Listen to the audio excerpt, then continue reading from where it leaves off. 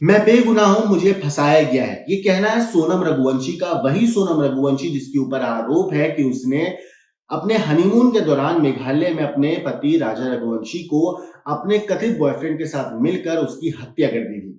इस पूरे मामले में हर दिन कुछ ना कुछ एक ऐसी खबर निकल कर सामने आती है जिस वजह से ये केस फिर से सुर्खियों में आ जाता है।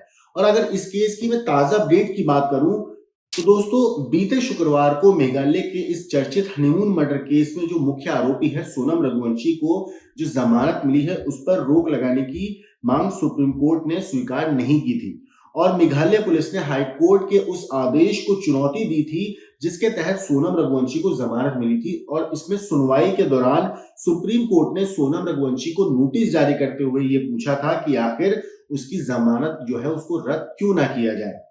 इस पर सोनम ने अपना जवाबी हलफनामा सुप्रीम कोर्ट में दाखिल किया है और उसने खुद को निर्दोष बताया है। आपको बता दूं, सोनम रघुवंशी ने अपने हलफनामे में कहा है कि जमानत मिलने के बाद से वो ट्रायल की प्रक्रिया में लगातार सहयोग कर रही है। उसने ये भी कहा कि मुकदमे की सुनवाई में हो रही देरी के लिए उसे जिम्मेदार नहीं ठहराया जा सकता।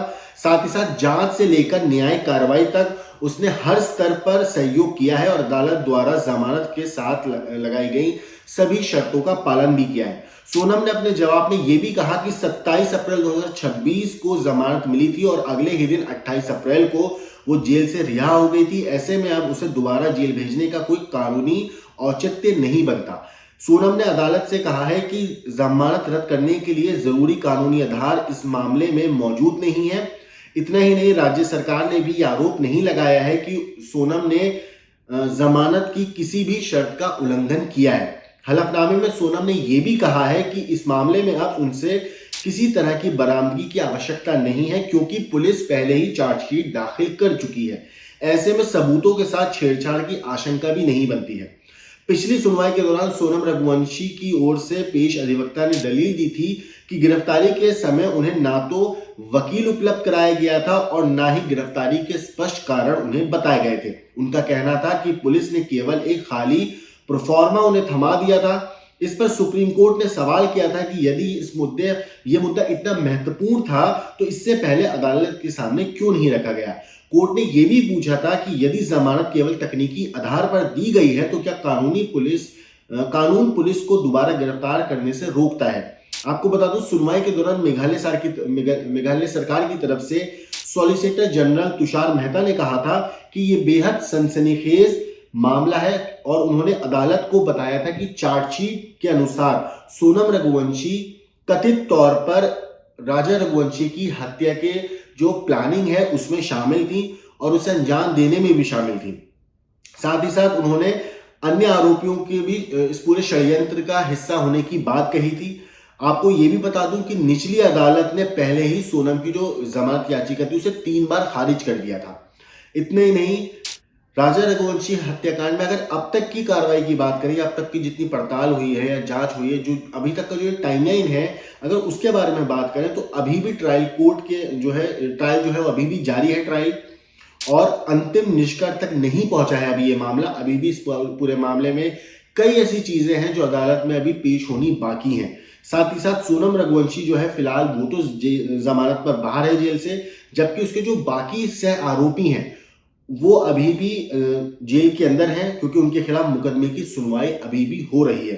दूसरी तरफ मेघालय सरकार और राजा रघुवंशी के जो परिवार है वो भी इस पूरे मामले में सोनम की जो जमानत याचिका है उसे रद्द कराने के लिए कानूनी लड़ाई लड़ रहे हैं। इस पूरे मामले पे जब राजा रघुवंशी के भाई हैं सचिन रघुवंशी, उनसे बात करी गई तो उन्होंने इस पूरे मामले पे कि सोनम को जो जमानत याचिका है सोनम की उसे स्वीकार कर लिया गया, उस पर भी उन्होंने बात कही।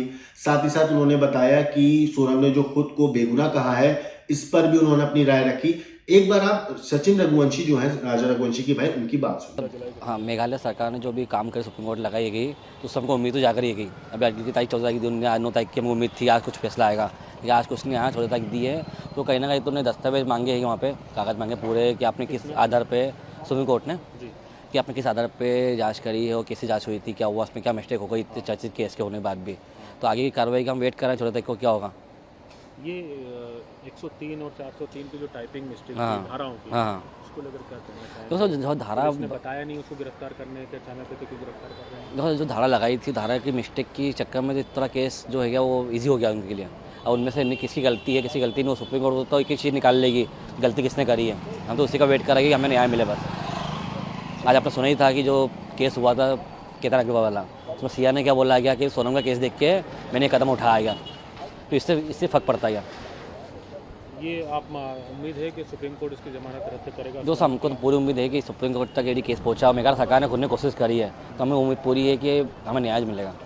और किसी से अपील करना, और जिन्होंने धारा गलत लगाई है, कुछ गलती करी है, उन पर भी कार्रवाई की जाए। और किसी से अपील करना चाहेंगे आप? सब मैं तो सरकार से सबसे शुरू से अपील कर रहा हूँ, क्या सीबीआई की मांग कर रहा हूँ, लेकिन अभी तक कुछ भी नहीं हुआ है। लेकिन सुप्रीम कोर्ट पहुँच हमको तो राहत मिली है कि फैसला भी सरकार को लगा गलत तो हुआ गया।